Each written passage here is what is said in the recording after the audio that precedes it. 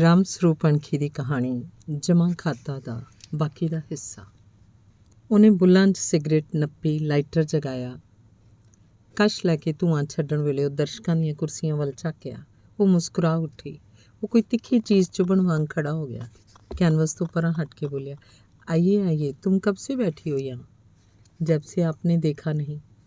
ਉਹ ਆਪ ਚੱਲ ਕੇ ਦਰਸ਼ਕਾਂ ਵਾਲੀਆਂ ਕੁਰਸੀਆਂ ਕੋਲ ਆ ਖੜਾ, ਫਿਰ ਇੱਕ ਕੁਰਸੀ 'ਤੇ ਬੈਠ ਗਿਆ। ਚਿੱਤਰ ਵੱਲ ਝਾਕਿਆ, पूछा, बन रही है बात कोई?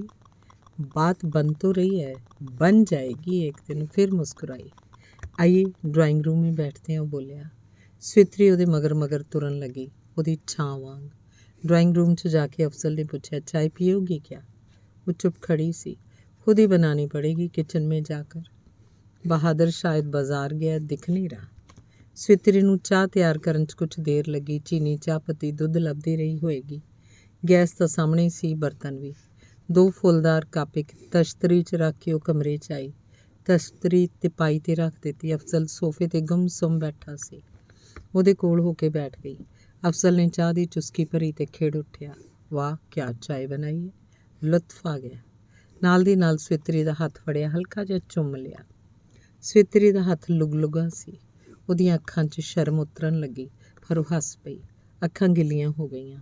ਅਫਜ਼ਲ ਨੂੰ ਉਹਦੇ ਚਿਹਰੇ ਦਾ ਉਹ ਰੂਪ ਬਹੁਤ ਪਸੰਦ ਆਇਆ ਤੇ ਫਿਰ ਉਹਨੇ ਇੱਕ ਸ਼ੇਰ ਪੜ੍ਹ ਦਿੱਤਾ। ਸਵਿਤਰੀ ਵਾਹ-ਵਾਹ ਕਹਿਣ ਲੱਗੀ ਤੇ ਫਿਰ ਅਫਜ਼ਲ ਆਪਣੇ ਬਣ ਰਹੇ ਚਿੱਤਰ ਦੀ ਗੱਲ ਕਰਦਾ ਰਿਹਾ। ਉਹ ਸੁਣਦੀ ਜਾ ਰਹੀ ਸੀ। ਫਿਰ ਉਹ ਆਪਣੀ ਸ਼ਾਇਰੀ ਦੀਆਂ ਗੱਲਾਂ ਕਰਨ ਲੱਗ ਪਿਆ। ਉਹ ਸੁਣੀ ਗਈ। ਹਰ ਗੱਲ ਉਹ ਗੌਰ ਨਾਲ ਸੁਣਦੀ, 1-2 ਰਸਮੀ ਸ਼ਬਦਾਂ ਦੀ ਤਾਰੀਫ ਕਰਦੀ। ਫਿਰ ਕਹਿਣ ਲੱਗੀ, ਚਲਤੀ ਹੂੰ, मैंने तो खामखा आपका समय बर्बाद किया। नहीं नहीं, बैठो, तुम्हारे आने से समय तो और कीमती सा हो गया।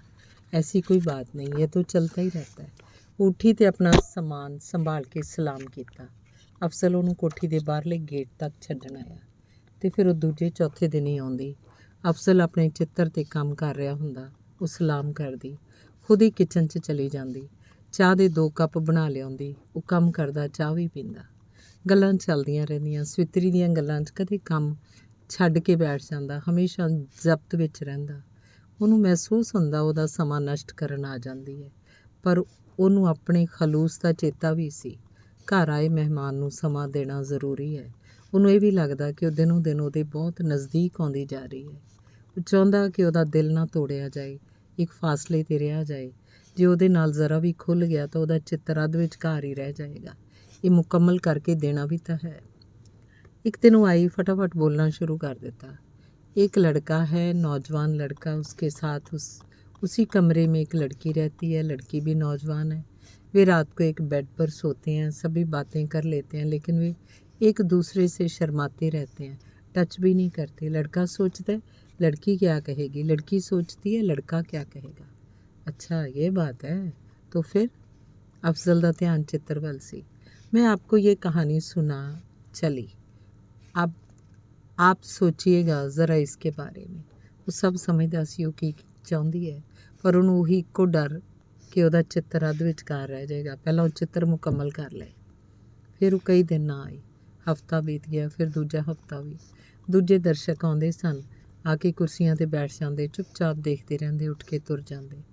ਉਹਨਾਂ 'ਚ ਔਰਤਾਂ ਵੀ ਹੁੰਦੀਆਂ, ਨੌਜਵਾਨ ਕੁੜੀਆਂ, ਪਾਨ ਦਾ ਬੀੜਾ ਮੂੰਹ 'ਚ ਪਾਉਣ ਵੇਲੇ ਜਾਂ ਨਵੀਂ ਸਿਗਰਟ ਸੁਲਗਾਉਂਦੀਆਂ। ਉਹ ਦਰਸ਼ਕਾਂ ਵੱਲ ਗੌਰ ਨਾਲ ਝਾਕਦਾ। ਉਹਨਾਂ 'ਚ ਸਵਿਤਰੀ ਨਹੀਂ ਹੁੰਦੀ ਸੀ। ਉਹਨੂੰ ਉਡੀਕਦਾ ਰਹਿੰਦਾ। ਕਦੇ ਉਹਨੂੰ ਚੰਗਾ ਚੰਗਾ ਲੱਗਦਾ ਕਿ ਉਹ ਨਹੀਂ ਆਈ। ਉਹ ਆਪਣਾ ਕੰਮ ਤੇਜ਼ੀ ਨਾਲ ਨਿਬੇੜਦਾ ਜਾ ਰਿਹਾ ਸੀ, ਪਰ ਉਹ ਬਹੁਤਾ ਉਹਨੂੰ ਉਡੀਕਦਾ ਹੀ। ਉਹਦਾ ਦਰਸ਼ਕਾਂ ਵੱਲ ਝਾਕਣਾ ਫਜ਼ੂਲ ਸੀ। ਫਿਰ ਤਾਂ ਉਹ ਦਰਸ਼ਕਾਂ ਵਿੱਚ ਆ ਕੇ ਬੈਠਦੀ ਨਹੀਂ ਸੀ, ਸਿੱਧਾ ਉਹਦੇ ਕੋਲ ਆਉਂਦੀ, ਸਲਾਮ ਕਰਦੀ, ਕਿਚਨ 'ਚ ਚਲੀ ਜਾਂਦੀ, ਚਾਹ ਦੇ 2 ਕੱਪ ਬਣਾ ਕੇ ਡਰਾਇੰਗ ਰੂਮ 'ਚ ਰੱਖਦੀ ਤੇ ਅਫਜ਼ਲ ਨੂੰ ਉਡੀਕਣ ਲੱਗਦੀ। ਬਹਾਦਰ ਘਰ ਹੁੰਦਾ ਤਾਂ ਵੀ ਸਵਿਤਰੀ ਚਾਹ ਬਣਾਉਂਦੀ। ਜਿਵੇਂ ਚਿੱਤਰਕਾਰੀ ਉਹਦਾ ਕੰਮ ਸੀ ਤੇ ਸ਼ਾਇਰੀ ਉਹਦਾ ਸ਼ੌਕ, ਇਵੇਂ ਉਹਦੇ ਹੋਰ ਸ਼ੌਕ ਵੀ ਸਨ। ਮਸਲਨ ਸ਼ਾਮ ਨੂੰ ਚਿੱਤਰ ਦੇ ਕੰਮ ਤੋਂ ਵਿਹਲਾ ਹੋ ਕੇ ਥਕਾਵਟ ਲਾਉਣ ਲਈ ਸ਼ਰਾਬ ਦੇ 2 ਪੈਗ ਪੀਣਾ, ਕਦੇ ਕਦੇ ਚਿੱਤਰ ਨੂੰ ਵਿੱਚੇ ਛੱਡ ਕੇ ਪਹਾੜ 'ਤੇ ਚਲੇ ਜਾਣਾ, ਆਪਣੀ ਮਨਪਸੰਦ ਔਰਤ ਨੂੰ ਭੋਗਣਾ। ਸਿਗਰਟ, ਪਾਨ, ਚਾਹ ਤੇ ਸ਼ਰਾਬ ਵਾਂਗ ਹੀ ਔਰਤ ਤੋਂ ਉਹਦੀ ਤਲਬ ਸੀ, ਸਗੋਂ ਇਹ ਤਲਬ ਦੂਜੀਆਂ ਨਾਲੋਂ ਤਿੱਖੀ ਤੇ ਵੇਗਮਈ ਸੀ। ਜਦੋਂ ਉਹਦੀ ਜ਼ਿੰਦਗੀ 'ਚ ਕੋਈ ਨਵੀਂ ਔਰਤ ਆਉਂਦੀ, ਉਹ ਬਾਕੀ ਸਭ ਕੁਝ ਭੁੱਲ ਜਾਂਦਾ। ਬਸ ਉਹ ਔਰਤ ਹੀ ਉਹਦਾ ਸੰਸਾਰ ਹੁੰਦੀ। ਕੁਝ ਮਹੀਨਿਆਂ ਬਾਅਦ ਜਾਂ ਸਾਲ ਬਾਅਦ ਉਹ ਇਸ ਸੰਸਾਰ ਉਹਦੀਆਂ ਅੱਖਾਂ ਤੋਂ ਓਝਲ ਹੋ ਜਾਂਦਾ। ਉਹਦੇ ਵਿਯੋਗ 'ਚ ਤੜਪਦਾ, ਸ਼ਾਇਰੀ ਕਰਦਾ, ਦਿਨ 'ਚ ਕਿਸੇ ਵੇਲੇ ਵੀ ਸ਼ਰਾਬ ਲੈ ਕੇ ਬੈਠ ਜਾਂਦਾ। ਪੌਦਿਆਂ ਦੇ ਨਵੇਂ ਪੱਤੇ ਕੱਢਣ ਵਾਂਗ ਉਹਦੀ ਚੇਤਨਾ ਜਾਗਦੀ। ਉਹ ਆਪਣੇ ਹਥਿਆਰ ਚੁੱਕ ਲੈਂਦਾ, ਨਵਾਂ ਚਿੱਤਰ ਬਣਾਉਣ ਲੱਗਦਾ। ਉਹ ਵੀ ਜ਼ਿੰਦਗੀ 'ਚ ਇੰਨੀਆਂ ਔਰਤਾਂ ਆ ਚੁੱਕੀਆਂ ਸੀ, ਸ਼ਾਦੀ ਨਾਂ ਦਾ ਸੰਕਲਪ ਕਿਧਰੇ ਗਾਇਬ ਹੀ ਹੋ ਗਿਆ। ਉਹਨੂੰ ਸਮਝ ਨਹੀਂ ਸੀ ਕਿ ਸ਼ਾਦੀ ਵਾਲੀ ਉਹਦੀ ਔਰਤ ਕਿਹੋ ਜਿਹੀ ਹੋਏਗੀ। ਤੇ ਫਿਰ 1 ਮਹੀਨੇ ਬਾਅਦ ਸਵਿਤਰੀ ਆਈ। ਗਰਮੀ ਦਾ ਮੌਸਮ ਆਖਰੀ ਸਾਹਾਂ 'ਤੇ ਸੀ। ਸਵੇਰੇ ਸ਼ਾਮ ਮਿੱਠੀ ਮਿੱਠੀ ਠੰਡ ਹੁੰਦੀ, ਰਾਤ ਨੂੰ ਚਾਦਰ ਲੈ ਕੇ ਸੌਣਾ ਪੈਂਦਾ। ਉਹ ਸ਼ਾਮ ਦੇ ਵਕਤ ਆਈ ਸੀ। ਉਸ ਸਮੇਂ ਕੋਈ ਹੋਰ ਦਰਸ਼ਕ ਨਹੀਂ ਸੀ। ਸਲਾਮ ਕੀਤਾ, ਕੁਰਸੀ ਖਿਸਕਾ ਕੇ ਅਫਜ਼ਲ ਦੇ ਕੋਲ ਬੈਠ ਗਈ। ਉਹ ਆਪਣੇ ਕੰਮ 'ਚ ਮਗਨ ਸੀ। ਬਿਨਾਂ ਝਾਕੇ ਬੋਲਿਆ, इतने दिनों तक कहाँ रही हो? आप तो बात भी नहीं करते ढंग से। आके क्या करती? वो खिजी हुई सी। ढंग से कैसी होती है बातें, बताइए ज़रा। अफजल दी नज़र कैनवस ते सी। उन्हें पैंट दी जेब चो रुमाल कट के अपना नक घुटिया, जैसे अब आप ढंग से बात नहीं कर रहे। आपके पास क्या इतनी फुर्सत भी नहीं कि ਉਹਦਾ ਬੋਲ ਰੋਣ ਹੱਕਾ ਸੀ। ਚਾਹ ਨਹੀਂ ਪਿਲਾਓਗੀ क्या आज? ਅਫਜ਼ਲ ਨੇ ਗੱਲ ਟਾਲ ਦਿੱਤੀ। ਉਹ ਉੱਠੀ, ਕਿਚਨ 'ਚ ਗਈ, ਚਾਹ ਦੇ 2 ਪਿਆਲੇ ਬਣਾ ਕੇ ਡਰਾਇੰਗ ਰੂਮ 'ਚ ਜਾ ਬੈਠੀ। ਅਫਜ਼ਲ ਦਾ ਇੰਤਜ਼ਾਰ ਕਰਨ ਲੱਗੀ। हाँ, अब बताओ क्या कह रही हो तुम? वो छेती छेती चाह पीने लगा, फूका मार मार। देखिए, मैं उस ख़ानदान से ताल्लुक़ रखती हूँ जहाँ शराब, मीट, पान, सिगरेट कुछ भी नहीं चलता। लेकिन मैं ना तो आपकी सिगरेट को बुरा मानती हूँ और ना पान खाने को। मुझे पता है आप शराब पीते हैं। इधर उधर पड़ी खाली बोतलें बता रही हैं। मुझे आपकी शराब भी मंजूर है। सेक्स के मामले में मैं फ्री माइंड हूँ। मैंने आचार्य रजनीश की किताब संभोग से समाधि तक को पढ़ा है। ਇੰਨਾ ਕੁਝ ਕਹਿ ਕੇ ਉਹ ਚੁੱਪ ਹੋ ਗਈ ਤੇ ਦੂਜੇ ਪਾਸੇ ਮੂੰਹ ਕਰਕੇ ਕੰਧ ਵੱਲ ਝਾਕਣ ਲੱਗੀ। ठीक है, मानता हूँ अफजल ਦਾ ਹੁੰਗਾਰਾ ਸਧਾਰਨ ਸੀ। क्या मानते हो? सवित्री तिल मिलाई। यह है कि तुम कुछ भी बुरा नहीं मानती। फिर ओके, चलता हूँ। ਉਹ ਉੱਠਿਆ ਤੇ ਸਟੂਡੀਓ 'ਚ ਕੈਨਵਸ ਅੱਗੇ ਜਾ ਬੈਠਾ। ਇਸ ਤਰ੍ਹਾਂ ਕੰਮ ਕਰਨ ਲੱਗਿਆ ਜਿਵੇਂ ਪਹਿਲਾਂ ਤੋਂ ਹੀ ਲਗਾਤਾਰ ਕਰਦਾ ਆ ਰਿਹਾ ਹੋਵੇ। ਉੱਠ ਕੇ ਕਿਧਰੇ ਗਿਆ ਹੀ ਨਾ ਹੋਵੇ। ਉਹ ਪਤਾ ਨਹੀਂ ਕਦੋਂ ਚਲੀ ਗਈ ਸੀ, ਸਲਾਮ ਕਰਕੇ ਵੀ ਨਹੀਂ ਗਈ। ਅਫਜ਼ਲ ਸੋਚਦਾ, ਸਵਿਤਰੀ ਤਾਂ ਉਹਦੇ ਬੋਝੇ 'ਚ ਹੈ। ਜਮ੍ਹਾਂ ਖਾਤੇ ਦੀ ਰਾਸ਼ੀ ਵਾਂਗ ਜਦੋਂ ਮਰਜ਼ੀ ਕੈਸ਼ ਕਰਵਾ ਲਏਗਾ। ਉਹ ਕਿਧਰੇ ਨਹੀਂ ਜਾਣ ਲੱਗੀ, ਇੱਥੇ ਹੀ ਹੈ, ਇਸੇ ਸ਼ਹਿਰ 'ਚ। ਉਹਨੇ ਉਹਦੀ ਕੋਠੀ ਆਉਂਦੇ ਹੀ ਰਹਿਣਾ, ਪਰ ਉਹਨੂੰ ਸਵਿਤਰੀ ਦੀ ਹਲਕੀ ਹਲਕੀ ਯਾਦ ਸਤਾਉਂਦੀ ਰਹਿੰਦੀ। 2 ਮਹੀਨੇ ਹੋਰ ਲਾ ਕੇ ਉਹਨੇ ਆਪਣਾ ਚਿੱਤਰ ਮੁਕੰਮਲ ਕਰ ਲਿਆ। ਇਸ ਚਿੱਤਰ ਦਾ 1 ਲੱਖ ਰੁਪਇਆ ਪੇਸ਼ਗੀ ਸੌਦਾ ਹੋ ਚੁੱਕਿਆ ਸੀ। ਬਾਹਰਲੇ ਦੇਸ਼ ਦਾ ਕੋਈ ਧਨਾੜ ਪੰਜਾਬੀ ਸੀ। 20,000 ਰੁਪਇਆ ਬਿਆਨਾ ਫੜਾ ਗਿਆ ਸੀ।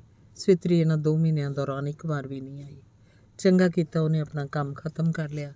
ਉਹਨੇ ਬਾਹਰਲੇ ਦੇਸ਼ ਨੂੰ ਫੋਨ ਕੀਤਾ। ਉਹਨਾਂ ਦਾ ਬੰਦਾ ਆਇਆ ਤੇ 80,000 ਦੇ ਕੇ ਚਿੱਤਰ ਲੈ ਗਿਆ। ਅਫਜ਼ਲ ਹੁਣ ਸਵੇਰ ਤੋਂ ਲੈ ਕੇ ਡੂੰਘੀ ਸ਼ਾਮ ਤੱਕ ਸਵਿਤਰੀ ਨੂੰ ਉਡੀਕਦਾ ਰਹਿੰਦਾ।